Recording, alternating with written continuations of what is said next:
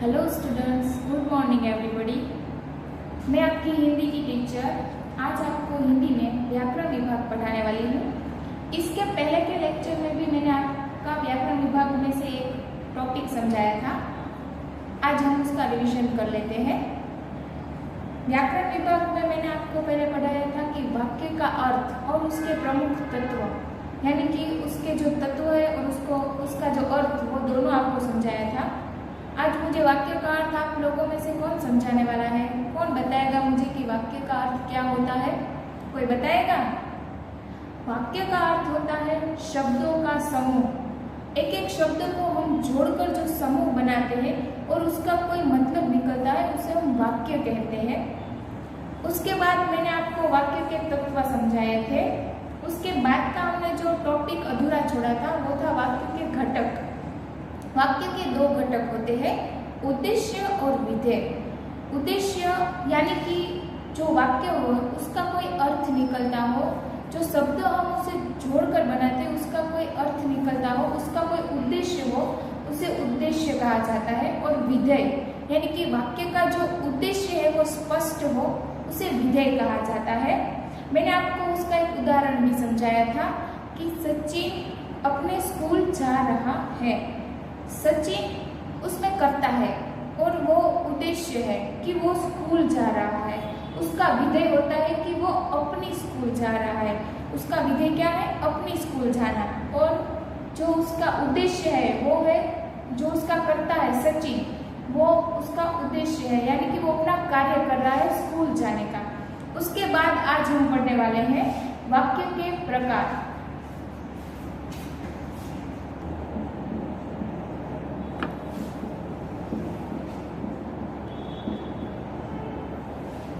वाक्य के प्रकार। वाक्य के प्रकार यहाँ पर हमें दो आधार पर दिखाए गए हैं। एक है अर्थ के आधार पर और दूसरा है रचना के आधार पर। आज हम पढ़ने वाले हैं अर्थ के आधार पर वाक्य के प्रकार। इसमें अर्थ के आधार पर वाक्य के 8 प्रकार है। उसमें से पहला वाक्य का प्रकार है विधानवाचक वाक्य। पहला प्रकार है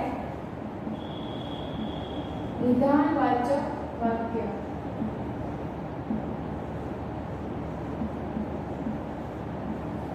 विधानवाचक वाक्य के बारे में आपको समझाती हूँ। जिस वाक्य में कार्य के होने का या कार्य के खत्म होने का जो अर्थ होता है उसे विधानवाचक वाक्य कहा जाता है।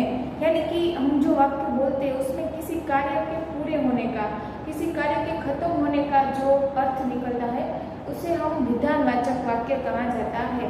मैं आपको उसका एक उदाहरण बताऊं तो डॉक्टर ने हमें आराम करने के लिए कहा है।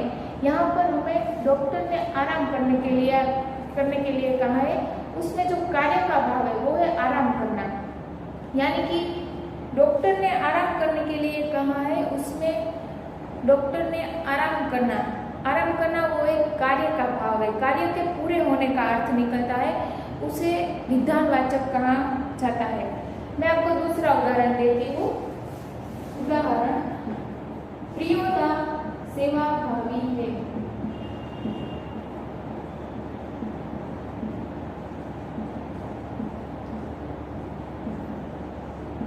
देखिए, प्रियोदा सेवा भावी है। उसमें जो प्रियता है उसने क्या कार्य किया है? सेवा भावी होने का। सेवा भावी होना, ये जो उसकी सेवा है, जो वो कार्य कर रही है, वो सेवा का कार्य कर रही है। तो यहाँ पर जो अर्थ दिखाया गया है वो सेवा का दिखाया गया है, इसीलिए प्रियोदा सेवा भावी है। इसमें कार्य के खत्म होने का जो भाव दर्शाया गया है, इसीलिए इस वाक्य को विधानवाचक वाक्य कहा गया है। यहाँ पर जो विधानवाचक वाक्य है उसमें कार्य के खत्म होने का भाव दर्शाया गया है। अगर आप कहते हैं कि मैं आज स्कूल जा रहा हूँ तो वो विधानवाचक वाक्य नहीं है, लेकिन मैंने स्कूल का होमवर्क खत्म कर लिया, उसमें जो होमवर्क करने का जो कार्य है वो आपने खत्म किया है, इसीलिए उस वाक्य को हम विधानवाचक वाक्य कहते हैं। अब हम दूसरे प्रकार को देखते हैं। दूसरा प्रकार है निषेधवाचक वाक्य।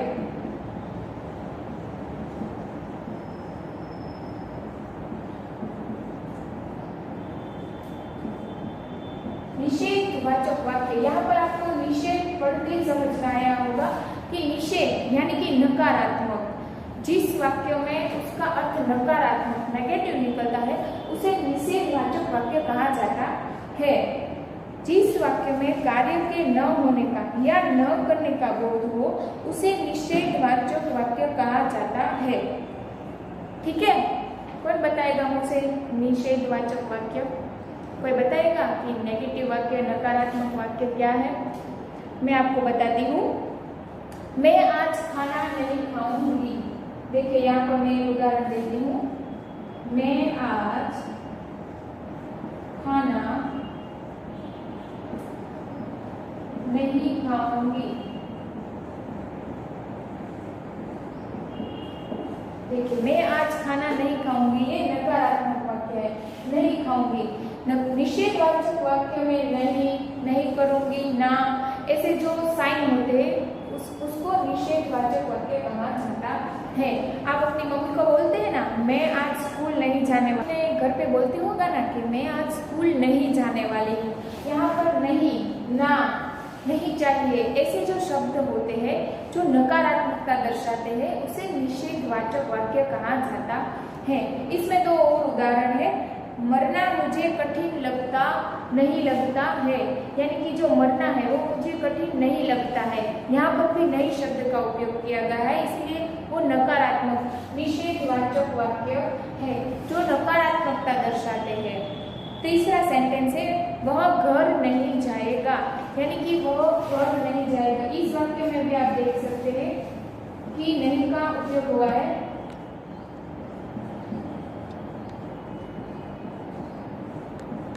नहीं, आप लोग समझ गए होंगे।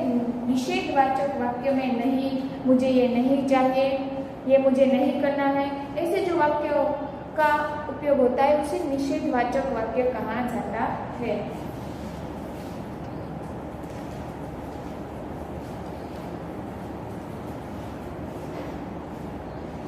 आगे देखते हैं वाक्य का तीसरा प्रकार, प्रश्नवाचक वाक्य।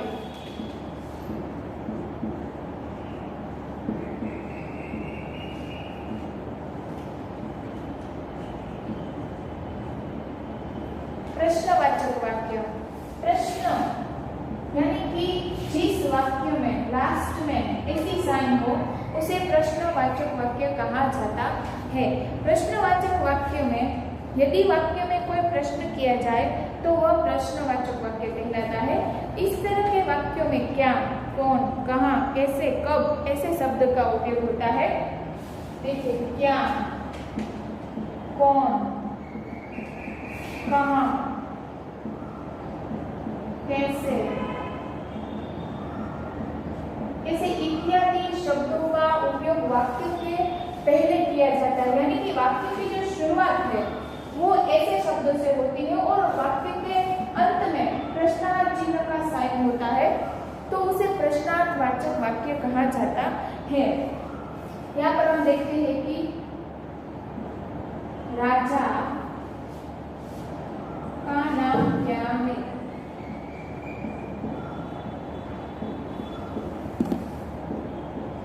देखिए राजा का नाम क्या है, उसमें क्या का शब्द का उपयोग हुआ है और लास्ट में जो प्रश्नार्थ चिन्ह है उसका उपयोग किया है, इसीलिए उस वाक्य को प्रश्नार्थवाचक वाक्य कहा गया है। क्या, कैसे, कहाँ, कौन, कौन आज हमें पढ़ाने वाला है, ऐसा उदाहरण हम ले तो उसमें कौन और लास्ट में प्रश्नार्थ का चिन्ह, वो प्रश्नार्थवाचक वाक्य होता है। आप लोगों के समझ में आ गया प्रश्नार्थवाचक वाक्य किसे कहते हैं। आगे बढ़ते हैं, चौथा प्रकार विस्मयादिवाचक वाक्य।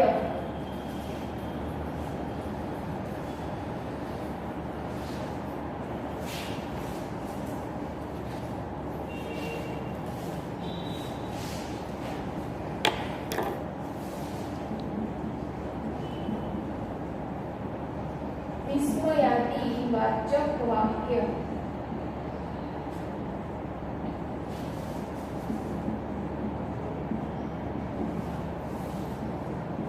ये वाक्य का चौथा प्रकार है।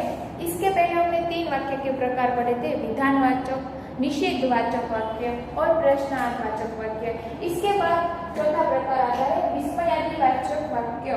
यदि वाक्यों में विस्मय, शोक, हर्ष, घृणा, खुशी आदि का भाव अभिव्यक्त हो तो उसे विस्मयादिवाचक वाक्य कहा जाता है। देखिए इस वाक्य के प्रकार में हमें क्या कहा गया है कि इस वाक्य के प्रकार में शोक, हर्ष, घृणा यानी कि हमारे जो अंदर के जो भाव होते हैं, जो हमारे अंदर के जो अलग अलग अभिव्यक्ति होती है उसे हम स्पष्ट करते हैं। यानी कि अगर हमारे अंदर घृणा बनी हुई, घृणा यानी कि जलन, किसी के बारे में गलत सोचना, जो जलन होती है उसे व्यक्त करता कोई वाक्य हो तो उसे विस्मयादिवाचक वाक्य कहा जाता है। यहाँ पर मैं लिखती हूँ शोक,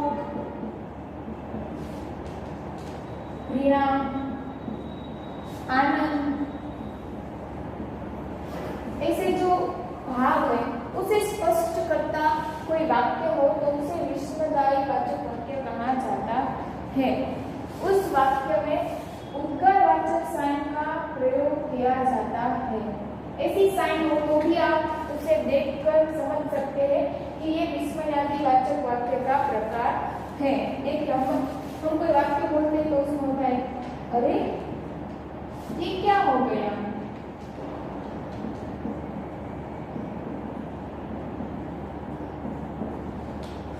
इस वाक्य में अरे शब्द के बाद जो उद्गारवाचक वाक्य है वो हमें दिखाता है कि वो विस्मयादिवाचक वाक्य का प्रकार है।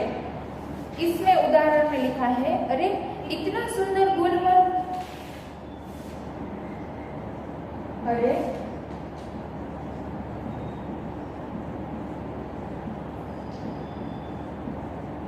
इतना सुंदर गुलमर्ग,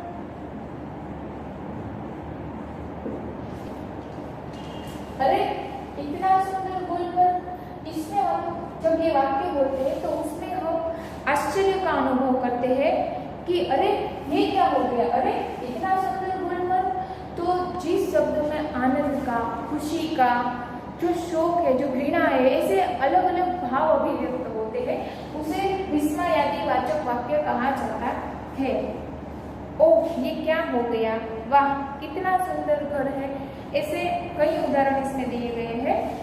अब हम आगे देखते हैं पांचवा प्रकार इच्छावाचक वाक्य।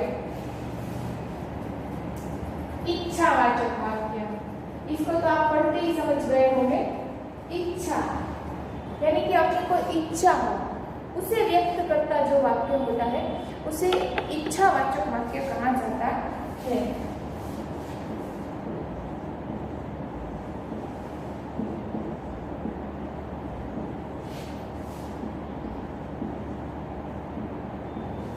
इच्छावाचक वाक्य, जिस वाक्य में व्यक्ति की इच्छा, आशा, शुभकामना या शाप आदि का समावेश होता है उसे इच्छावाचक वाक्य कहा जाता है। आपको इस प्रकार में ये 4 शब्द याद रखने होंगे, इच्छा, शुभकामना,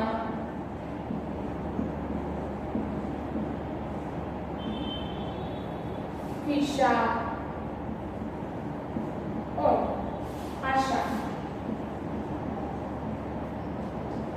यानी कि देखिए हमारी कोई इच्छा हो उसे व्यक्त करें, कोई कहाँ जा रहा हो या कोई का रिजल्ट अच्छा आया हो तो उसको शुभकामनाएं व्यक्त करते हैं, किसी को श्राप देते हैं। अगर कोई कार्य अच्छा ना हो, पहले के जमाने में ऋषि मुनियों कोई वो तप कर रहे होते हैं तो उसको तप में कोई डिस्टर्बेंस हो या फिर कोई जो होता है वो उसे,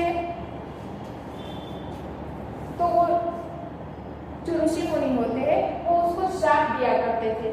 और आशा यानी कि हमें किसी से आशा हो कि आज वो ये लेकर आने वाले हैं, आज मेरे लिए वो ये कार्य करेगा, तो वो जो आशा का भाव है वो व्यक्त करता है तो उसे इच्छावाचक वाक्य कहा जाता है। देखिए इसमें हमारे उदाहरण में पहला वाक्य है आपकी यात्रा मंगलमय हो। उदाहरण में आपकी यात्रा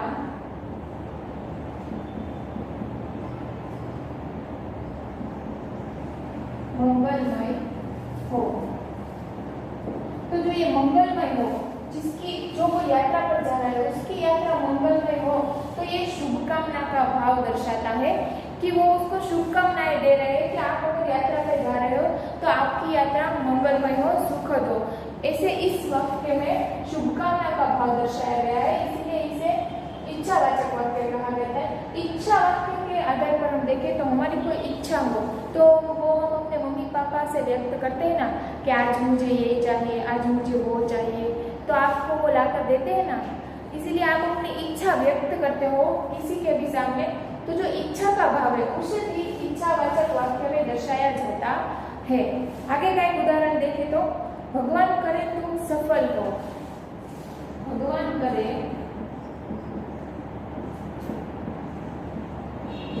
तुम सफल हो।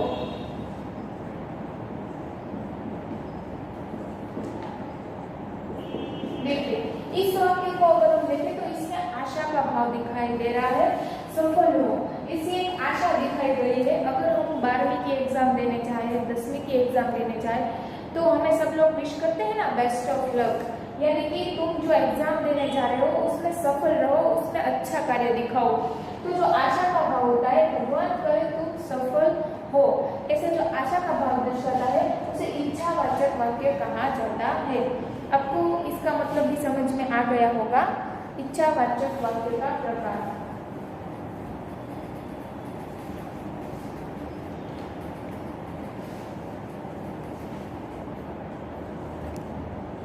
अब हम छठा प्रकार देखते हैं। छठा प्रकार है संदेहवाचक वाक्य। संदेहवाचक वाक्य, संदेह यानी कि हमें किसी वस्तु में, किसी वाक्य में, यानी कि आप कोई बोले उसमें हमें संदेह हो, कोई शक की भावना हो कि ये गलत कर रहा है, ये नहीं होना चाहिए था, उसे संदेह कहा जाता है। कि हमें अगर कोई गलत काम कर रहा हो, कोई हमसे कुछ छुपा रहा हो तो हमें संदेह होता है, हमें उस पर शक होता है कि ये गलत हो रहा है, तो वो संदेहवाचक है। इसमें देखते हैं जिस वाक्य से किसी कार्य के होने में संदेह की संभावना हो उसे संदेहवाचक वाक्य कहा जाता है। यानी कि हमें जो वाक्य हो, जो कोई बोल रहा हो, उसमें हमें संदेह की भावना हो,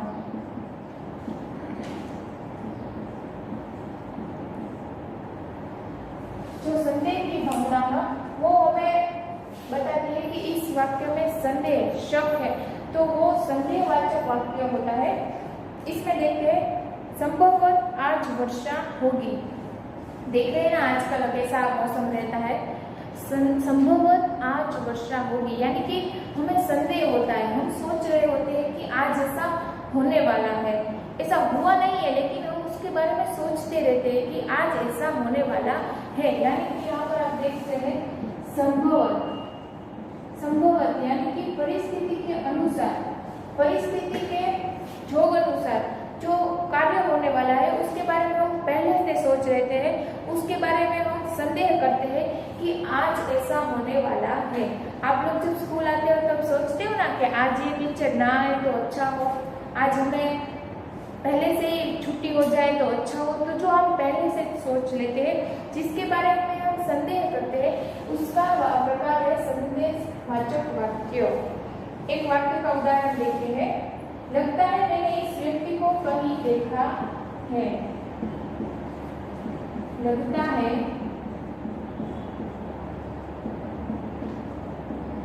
मैंने इस व्यक्ति को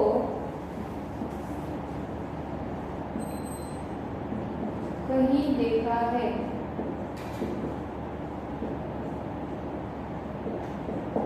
इस वाक्य में लगता है, इस वाक्य की शुरुआत हुई है लगता है, यानी कि आप सोचते हो कि लगता है मैंने इसे कहीं पहले देखा है, यानी कि आपको पता नहीं आपने इसको कहाँ देखा है, किस जगह पर देखा है, लेकिन कभी कभी हमारे मन में ऐसा होता है कि मैंने इसे कहीं पहले देखा हुआ है लेकिन आपको याद नहीं होता है। इसीलिए इसमें संदेह का भाव है कि ये मैंने आज किया था लेकिन क्या किया था वो स्पष्ट नहीं होता है, उसे हम संदेहवाचक वाक्य कहते हैं। आपको इस वाक्य का प्रकार भी समझ में आ गया होगा, ठीक है।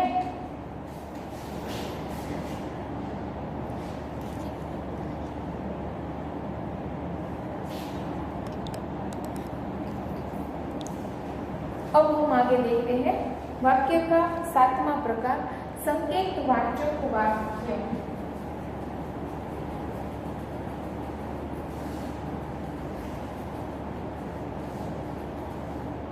संकेतवाचक वाक्य, जिस वाक्य में एक क्रिया का होना दूसरे वाक्य पर निर्भर हो अथवा एक कार्य का संकेत दूसरे कार्य से मिले उसे संकेतवाचक वाक्य कहते हैं।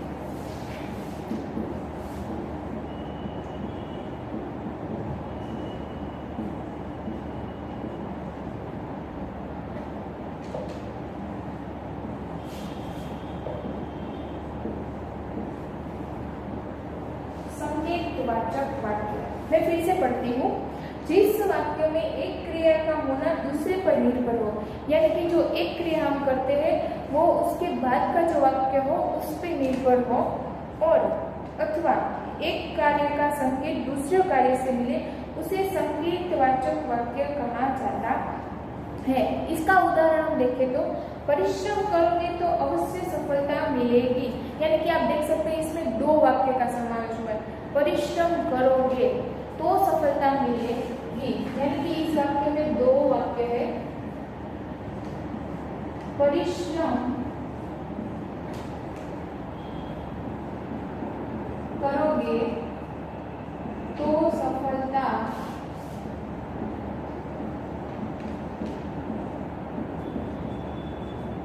मिलेगी। देखते इसमें परिश्रम करोगे, यानी कि अगर आप परिश्रम करोगे तो सफलता मिलेगी, यानी कि एक वाक्य है वो दूसरे वाक्य पर निर्भर होता है। अगर परिश्रम करोगे यानी कि अगर आपको परिश्रम करना पड़ेगा, आपको कुछ पाने के लिए मेहनत करनी पड़ेगी, परिश्रम करोगे तो सफलता मिलेगी। इस वाक्य में जो दो शब्द है परिश्रम और सफलता, वो दो अलग अलग वाक्य में दिए गए हैं। एक ही वाक्य में कोई वाक्य नहीं बना है, एक ही शब्द से कोई वाक्य नहीं बना है। परिश्रम करोगे तो सफलता मिलेगी, यानी कि जो परिश्रम करोगे वो वाक्य है वो सफलता मिलेगी उस वाक्य पर निर्भर करता है। इस प्रकार में यही कहा गया है कि जो एक वाक्य है वो दूसरे वाक्य पर निर्भर होता है, कि अगर आप परिश्रम करोगे तो सफलता मिलेगी। इसीलिए जो एक दूसरे पर निर्भर होते हैं इसे प्रकार को यहाँ पर संकेतवाचक वाक्य कहा गया है। अगर आपको इस प्रकार में जो साइन दिखे वो ऐसी होती है, जो दो वाक्य होते हैं उसमें बीच में ये जो चिन्ह है उससे ये वाक्य की हमें परख मिलती है कि संकेतवाचक वाक्य इसे कहा जाता है कि हम जो दो वाक्य होते हैं उसके बीच में जो ये रेफ करते हैं उससे ये वाक्य जुड़ा होता है। आगे का उदाहरण देखें, यदि वर्षा अच्छी हो तो फसल अच्छी मिलेगी। यदि वर्षा हो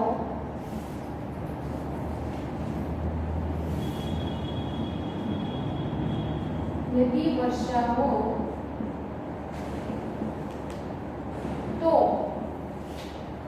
सफल अच्छी मिलेगी। देखिए अगर आप ऐसे वाक्यों में देखें तो क्या तो का उपयोग भी कई बार, यदि वर्षा अच्छी हो तो फसल अच्छी मिलेगी। इसे वाक्य में आप देखें तो का उपयोग भी बहुत किया गया है, यानी कि दो वाक्यों को जोड़ने में तो का उपयोग किया गया है। यदि वर्षा हो तो फसल अच्छी मिलेगी, यानी कि कोई किसान हो जो खेत में काम करता हो तो उसे वर्षा की बहुत आवश्यकता होती है। यदि वर्षा हो तो फसल अच्छी मिलेगी। यहाँ पर भी वर्षा के आधार पर वर्षा पे फसल की निर्भरता है, निर्भर होना।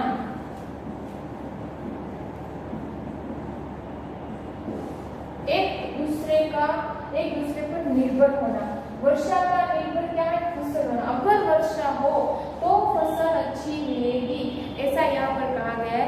इसीलिए आपको जब वाक्य की परख करनी हो तो आपको देखना होगा कि एक ऐसा चिन्ह का उपयोग किया गया हो, यानी कि जो वाक्य जो जुड़ते हैं उसमें बीच में जो रेफ है उसका उपयोग किया गया हो, और एक तो का यूज किया गया हो, तो उन वाक्य बनते हैं वो संकेतवाचक वाक्य होते हैं, एक दूसरे पर निर्भर वाक्य होते हैं कि यदि वर्षा हो तो फसल अच्छी मिलेगी, यदि आप लोग मेहनत करोगे तो परीक्षा में अच्छे मार्क ला सकोगे।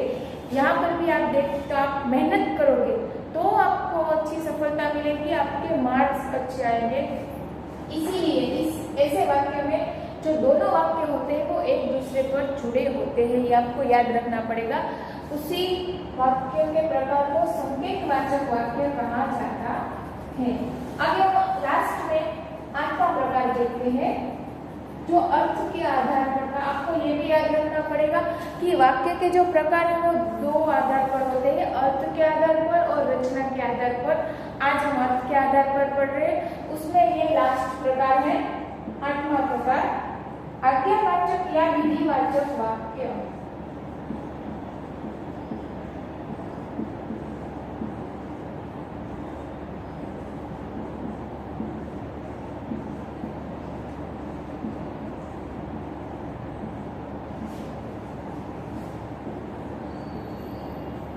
आज्ञावाचक या विधिवाचक वाक्य, यह आपका लास्ट प्रकार है।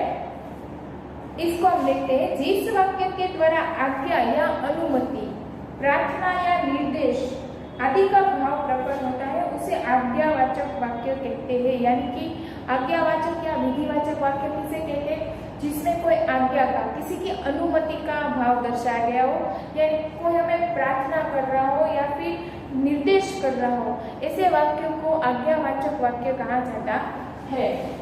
अब इसे नोट डाउन कर सकते हैं कि किसी वाक्य में आज्ञा का या अनुमति का भाव हो, या तो फिर किसी की प्रार्थना का या कोई वाक्य के निर्देश का भाव हो, तो जो ऐसे भाव प्रकट करते हो, जो ऐसे भाव दर्शाते हो, उसे आज्ञावाचक या विधिवाचक वाक्य कहते हैं। अगर आप वाक्य के उदाहरण में देखें तो तुम जा सकते हो, इसमें आज्ञा का भाव दर्शाया गया है कि तुम जा सकते हो।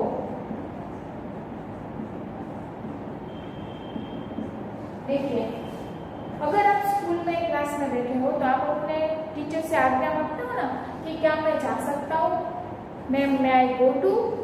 इसीलिए इसी वाक्य में अगर आपको कोई अनुमति दे कि हाँ तुम जा सकते हो, तो ऐसे वाक्य में अनुमति का भाव होता है। तो जो इस वाक्य में आज्ञा, अनुमति और प्रार्थना और निर्देश का भाव हो, तो उस वाक्य को आज्ञावाचक या विधिवाचक वाक्य कहा जाता है। अगर उसमें दूसरा उदाहरण देखें तो यहाँ मत बैठो, दूसरा उदाहरण देखें तो यहाँ मत बैठो। देखिए, इस वाक्य में निर्देश किया गया है, यानी कि किसी को निर्देश किया गया है, मना किया गया कि यहाँ मत बैठो। यहाँ मत बैठो, ये जो वाक्य है उसे निर्देश के आधार पर दर्शाया गया है। ये जो वाक्य था उसमें अनुमति दिखाई दी थी। अगर किसी से हम आज्ञा मांगे, यानी कि अगर आप क्लास में आते हो तो आप बोलते हो ना कि मैम आई कम इन, क्या मैं अंदर आ सकता हूँ, तो उसमें आज्ञा का वाचक होता है कि आप किसी से पूछते हो, किसी से आज्ञा लेते हो। ऐसे इस प्रकार में आज्ञा, अनुमति, किसी से प्रार्थना, निर्देश, ऐसा कोई भाव दर्शाया गया तो उसे आज्ञावाचक वाक्य कहा जाता है। इन शब्दों को याद रखकर आप अगर आगे बढ़ेंगे तो आपको आज्ञावाचक वाक्य मिल जाएगा। आपको ऐसे वाक्य को पहचानना पड़ेगा। तो मैं आशा करती हूँ कि आपको आज के लेक्चर में जो अर्थ के आधार पर मैं 8 टॉपिक समझाए, जो 8 प्रकार समझाए, वो आप सबने मेरे साथ नोट डाउन किए होंगे और उसको समझे भी होंगे। ये समझना आपके लिए जरूरी है क्योंकि व्याकरण विभाग में परीक्षा में एक साथ वाक्य दिए गए होंगे, तब आप सब कंफ्यूज हो गए। उसको क्लियर करना होगा कि ये किस प्रकार का वाक्य है, तभी अलग अलग वाक्य नहीं, सब वाक्य एक साथ दिए जाएंगे। इसीलिए उसको पहचानने के लिए आपको इसकी समझूती होना बहुत जरूरी है। ठीक है, तो हम आगे के लेक्चर में रचना के आधार पर जो प्रकार है उसे समझेंगे।